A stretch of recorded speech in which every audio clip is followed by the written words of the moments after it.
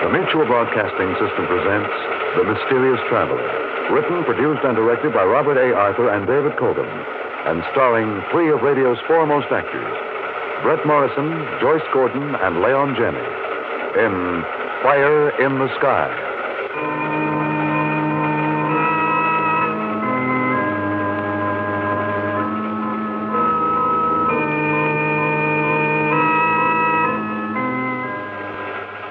This is the Mysterious Traveler, inviting you to join me on another journey into the realm of the strange and the terrifying. I hope you will enjoy the trip, that it will thrill you a little and chill you a little. So settle back, get a good grip on your nerves, and be comfortable, if you can, as we join two young people who find themselves in the strangest situation human beings ever encountered. It's the story I call Fire in the Sky.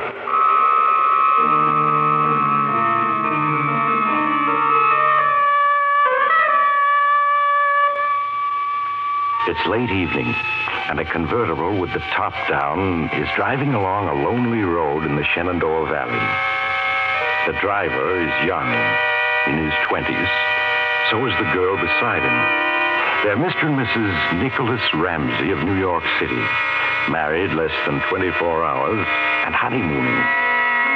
Dick Ramsey is driving slowly, for both he and Sally are watching the great golden disk which is rising in the sky above the hills to the west. Not the moon, but the new comet, which the whole world is talking about with excited interest and some apprehension. Nick, it's so bright. It's grown much brighter since last night. Yes, I know. Seems to be about half as big as the moon now. You can almost see it grow. It looks as if it were coming right at us. Well, that's just an illusion. It'll pass about 15 million miles away, the radio said. 15 million. That sounds like a lot. But I wish it were more. Oh, they said it wouldn't do much damage even if it hit us head on. Comets are mostly gas, you know. Well, it certainly looks solid. It is beautiful, though, isn't it? I'm glad we decided to drive tonight so we could watch it. Let's turn on the news and see what the radio says about it. I'll try Washington. Danny Dunn has been giving a blow-by-blow account of its approach. And so, everybody everywhere, this is your feature reporter, Danny Dunn, speaking from Washington. Well, the big news tonight is still Comet X, as it's been nicknamed. Tonight, it seems it's going to pass little old Earth a bit closer than was thought. Maybe inside 10 million miles. But it's nothing to worry about. Can't hurt us any. A comet is just gas, you know. Like some congressman here in Washington. Speaking of Washington, the president and his cabinet quietly left town today with their families. We're told they're going to a special government observatory where they can all see Comet X through telescopes. Well, that just shows you how interested everybody is. The rest of the world is standing outdoors tonight, keeping an eye on the sky. After all, this is a spectacle mankind sees only once in 1,000 years, and nobody wants to miss it. Well, folks, the government has asked me to pass along the following to you. Don't be alarmed if Comet X seems to be getting awfully close. I guess there's nothing new. I'll turn it on. It's just an optical illusion. Nick, look up ahead. Somebody's signaling us with a flashlight. Yeah, it looks like an old codger, one of the local natives, I guess. Oh, do you think we ought to stop? Such a lonely road. Oh, he probably just wants a lift. Anyway, he's so old he couldn't hurt us any.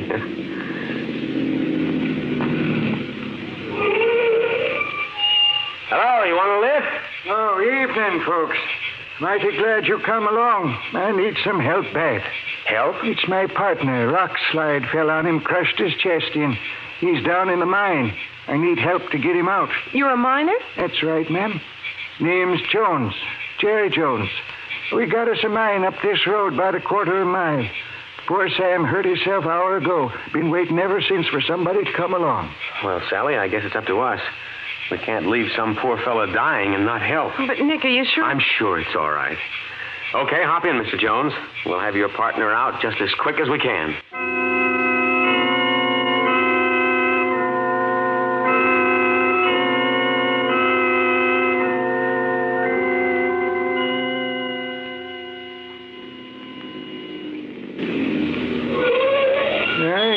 folks. That little shack covers the mine shaft. Now, come along, Sally. Mm-hmm. I'm sorry we haven't any first aid equipment here, Jones. Oh, got some down below. This way, Mr. Ramsey. You have to go down on the lift. Nick, look how bright it is. This comet seems to be growing bigger by the minute. Here we are. Step inside, folks. I got the flashlight. You've got a regular mine lift in here. Machinery and everything. What kind of mine is this? It used to be a coal mine. Got abandoned. Me and Sam, we found a little vein of diamonds down in the coal. Diamonds? Now, wait a minute. There aren't any diamond mines in this country. Sure there is. Got some down below. Prove it to you after we fix up, Sam. Please step on lift, Mr. Ramsey. Nick, I think this is a trick. So do I. A diamond mine. Listen, Jones, coal and diamonds don't go together, even though they're both carbon. So we're not getting on that lift. I'm afraid you have to, Mr. Ramsey. Believe me, I'll shoot if you try to get away. Nick, a gun. Now listen, put away that revolver. I don't know what kind of crazy scheme this is, It's not crazy. I'm trying to save your lives.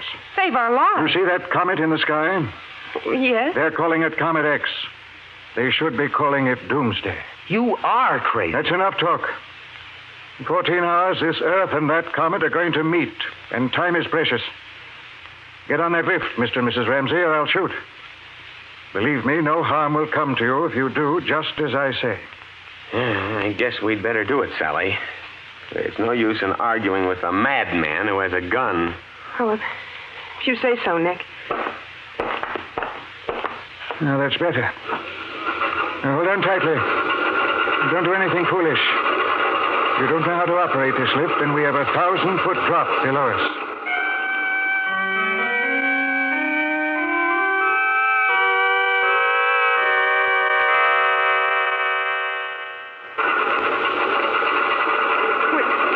We've been going down for so long now. We're almost at the bottom, Mrs. Ramsey.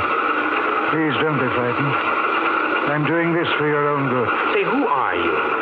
You're not a native. You lost your hillbilly accent long ago. No, I'm not. It was just a crude disguise. My name is Jeremiah Jones, formerly Professor Jones. Now, we've reached bottom. The surface of the Earth is 1,000 feet above us. Now, Mr. Ramsey, if you and your wife try to attack me, you might succeed. But you'd be very foolish. You'll need me to get you out of here again. Yes, I suppose that's right. Very well, please walk quietly ahead of me. These old mine shafts are quite level. I'll shine my flashlight ahead and you won't have any difficulty. I suppose we have to humor you, but why are you doing this? What are you up to? You won't believe me if I tell you, Mr. and Mrs. Ramsey, that you two are the most important people in the world tonight. So just walk ahead of me and we'll have the explanations later.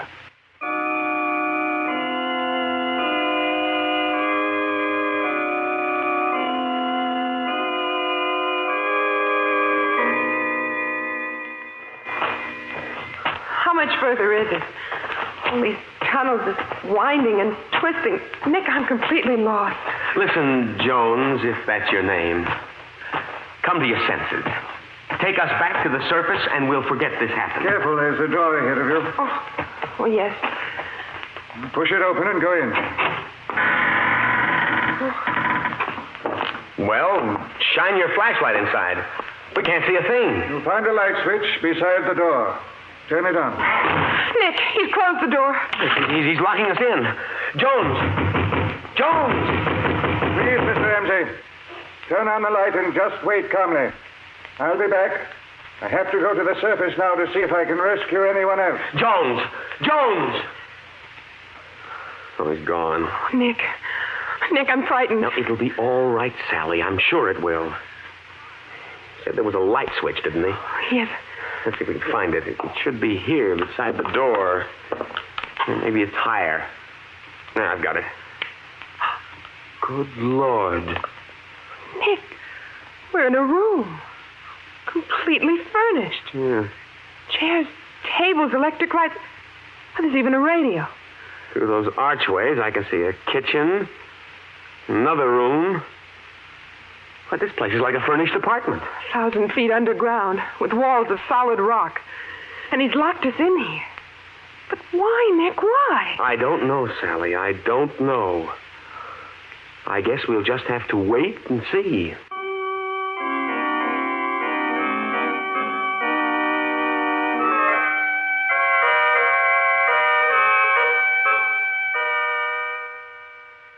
Nick, what time is it?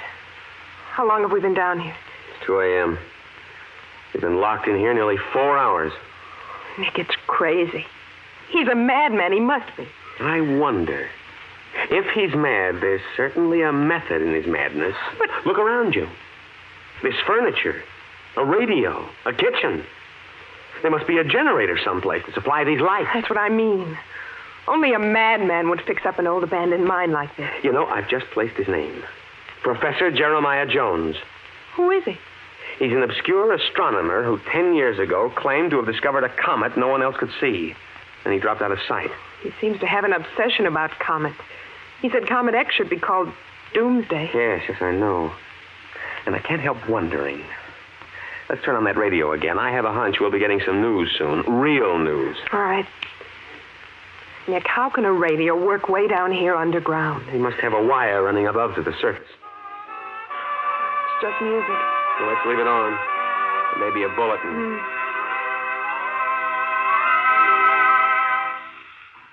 Hello, everybody. This is your special reporter, Danny Dunn, back with a very important bulletin. Nick. We got to I've hear this. just come from a meeting at the Smithsonian Institute, and I have some last-minute news about our mysterious visitor, Comet X. He's leading up to something. Now, folks, I don't want to alarm you. Panic won't help anybody.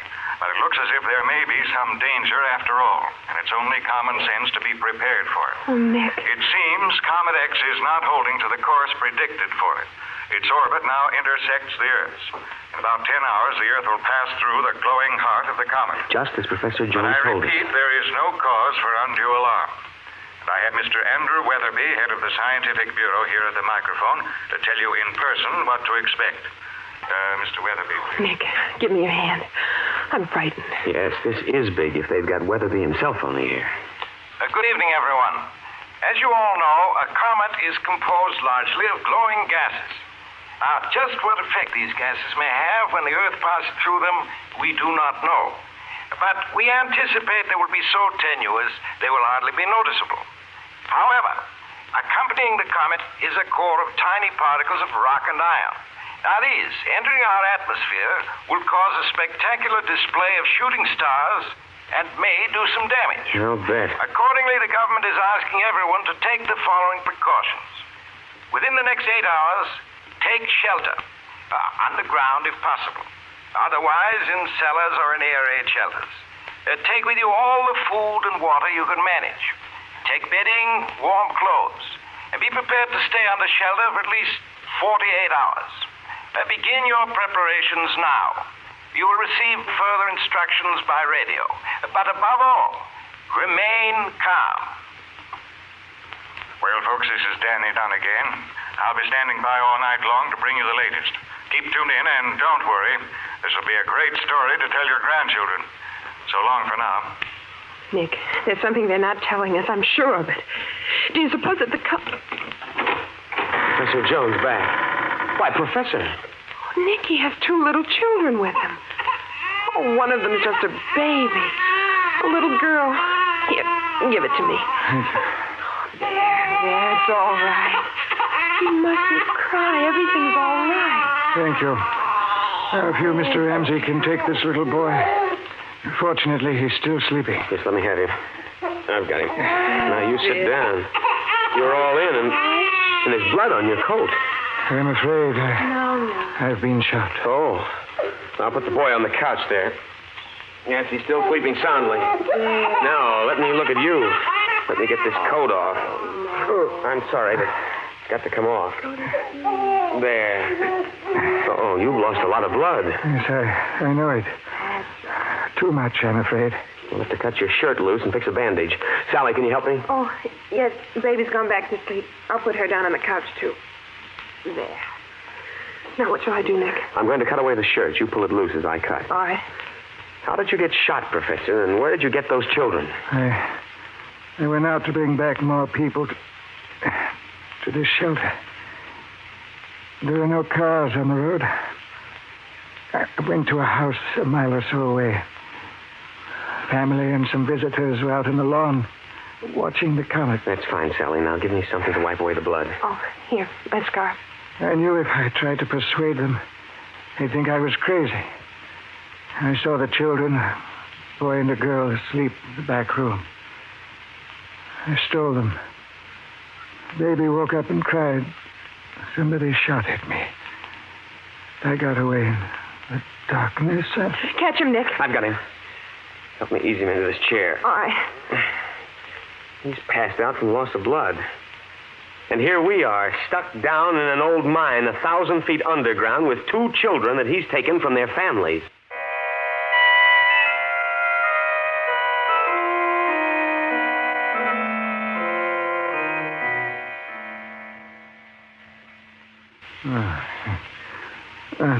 Mr. Lindsay. Yes, here I am. So you're awake. How are you feeling? Very weak, I'm afraid. How are the children? Oh, they're fine. Luckily, they're too young to be scared. Sally's out in the kitchen feeding them. Now, look here, Professor. It's one thing to lure us down here. It's another thing to steal 2 babies and bring them... Please, Mr. Ramsey, face the facts. Haven't I convinced you the entire world is in grave danger? Danger? From what? A few chunks of stone that may be part of a comet? The radio last night admitted some damage might be done. Some damage? What do the broadcasts say now? I don't know. We haven't listened. After we got you into bed last night and took care of the children, Sally and I just fell asleep. Since we woke up, we've been so busy we haven't had a chance to listen. Then turn on the radio now. Let's listen. Of course. While you were gone, Andrew Weatherby urged everyone to take shelter for a few days. And so, everybody, this is Dan Dunn, sleepy, but still on the job. Well, I guess you won't find anything else on the radio this morning except the comet. It's so bright you can see it blazing away in the morning sky like a baby sun. It's about 4 hours before its path intersects ours. 4 hours? I repeat again the official advice. Take shelter. Stay under cover for the next few days, but don't panic. Panic is more dangerous than the comet, believe me. I have to admit that a lot of people have unfortunately lost their heads the last few hours. Roads leading out of every city are clogged with refugees trying to get away. A good many people have been killed in the crush of crowds fleeing the cities. We have reports of hundreds of auto accidents, some looting. Fires are burning unchecked in a number of places. Firemen are fleeing with the others. Washington this morning is a deserted city. So many people here have autos, you know, and they were able to get away. All the air raid shelters are full. People in them are being very calm about it. Our news from other places is a bit scanty. Some lines are down. I'll keep bringing you all the bulletins as they come in. Right now, I've got to get a little rest, so this is Den Dunn, signing off temporarily, folks. Well, are you convinced now, Mr. Ramsey? Oh, people are losing their heads because they're scared. But that still doesn't say the comet is actually dangerous to the Earth. Yes, I know. It wouldn't be if it was just an ordinary comet. But it isn't. Well, what is it then? Mr. Ramsey, the fiery head of Comet X is radioactive. Radioactive? It will envelop the world in a searing bath of atomic fire. In a dozen hours, civilization will have come to an end.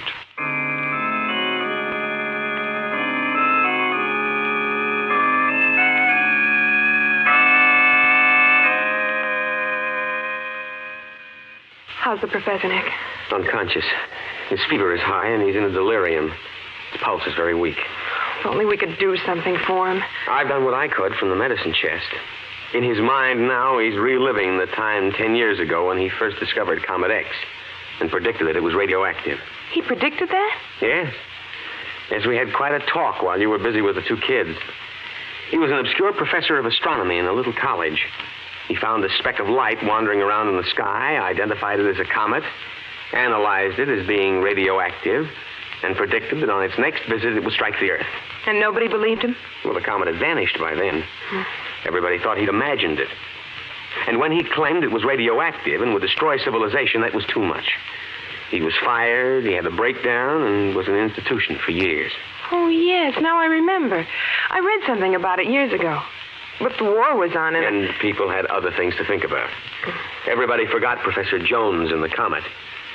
You see, the atomic bomb hadn't been developed then, so the idea of an atomic comet was considered plain crazy. And now it's come true. Oh, Nick. Yes. Let's turn the radio on again, see if Danny Dunn is still broadcasting. All right. What time is it?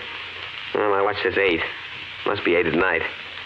No way to be sure way down here underground. Well, everybody, Here it is. I don't guess there's much more I can say.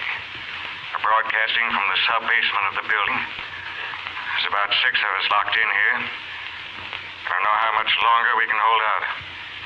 We haven't had any communication from outside Washington for the last hour. All wires are dead. Can't pick up any other radio broadcasts. Washington's a dead city now. It's a weird sight. We have a television camera hooked up on the roof. Shows all of the big government buildings outlined by a ghostly, greenish light. Luminous gas surrounding the head of Comet X. We're right in the middle of the comet now. Be about 6 hours before it starts to withdraw. Anybody who can hear me, stay underground as long as you possibly can. Don't come out. The radioactivity will be deadly for a long time yet. Estimates vary. One guess was that our Earth will be poisoned for 20 years to come. In that case, our power seems to be failing. I guess we'll have to sign off now. So long, everybody. He's gone up the air. Nick, think of the whole world dead. Now, wait a minute, darling. There's bound to be millions of people in safe places like we are. Caves, tunnels, old mines. Yes, but did you hear what he said? The Earth may be poisoned by radioactivity for years.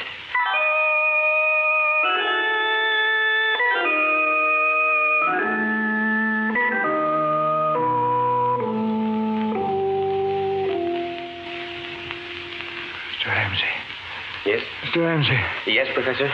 I'd like some water. Of course. I'll bring it. Here you are, Professor Jones. Thank you. How are you feeling? My head is clear, but I'm very weak. How long was I unconscious? Almost 2 days. 2 days. And the comet Has come and gone. and the world. The radio's dead. We can't pick up anything. The last report from Washington said it was a dead city. If only they'd listened to me 10 years ago. Now, you mustn't upset yourself, Professor. You did everything one man could. Yes. When I was released from that institution last year, I set about fixing up this refuge. I bought the old mine. All by myself, I brought down furnishings, machinery, food. When I tried to get a few people to join me here, they thought I was insane again. We understand, Professor. In the end, I had to resort to desperate trickery, which got you here. And we're very grateful for it, sir. And I stole 2 children, a boy and a girl. Out of the whole world, you 4 are all saved. But there must be other people alive somewhere. Yes, of course, now. By the time the surface of the Earth is livable again. Will it really be 20 years? Yes, Mrs. Ramsey.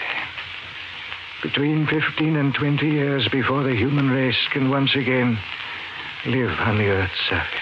But in even 15 years, the people who are still alive now... Exactly. Some will live. Human race is very tough.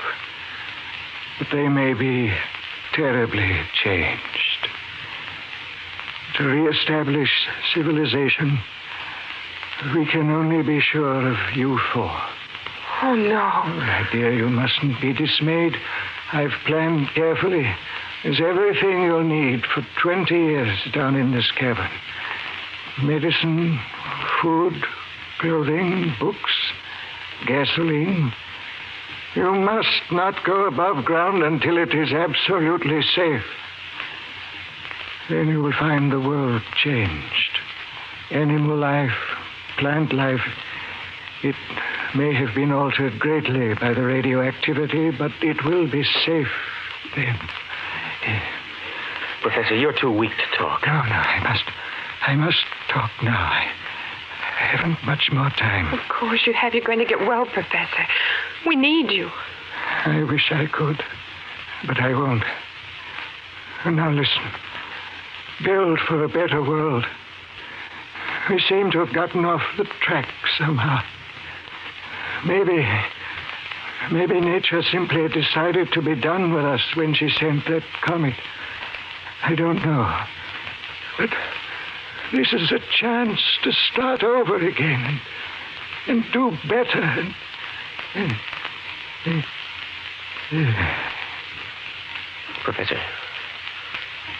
Professor Jones. Nick, he's not... I'm afraid he is. He's dead, darling. We're left. You and me. Down here 1,000 feet underground. We have to live here. For 20 years or more. Oh, Nick, no. Nick, you can't give way, Sally. We've got too much to do. Listen. It's the baby. I've got to go to her. That's what I mean. We have to take good care of those kids. Yes, of course, Nick. Of course we do. And we'll have to give them names. We could call them Adam and Eve, but let's not. Suppose we just call them Johnny and Susie. Yes, Nick. All right, Susie. I'm coming.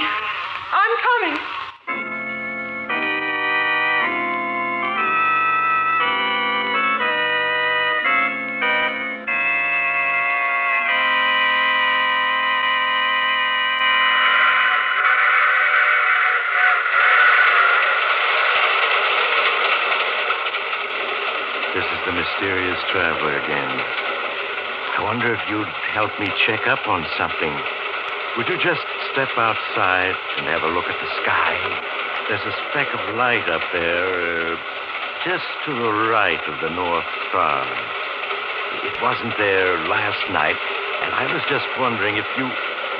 Oh, but it couldn't be a comet. Of course not. And even if it is, I'm sure we're in no danger. Of course, if you'd like to know the location of a nice, deep cave... Oh, you have to get off here. I'm sorry. But I'm sure we'll meet again. I take this same train every week at this same time.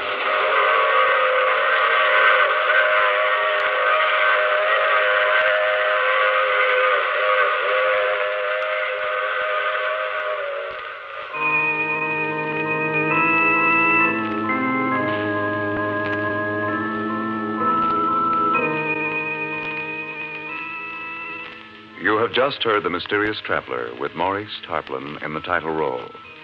Others in our cast were Brett Morrison, Joyce Gordon, and Leon Janney. Original music played by Fred Mendelssohn. Phil Tonkin speaking. This is the Mutual Broadcasting System.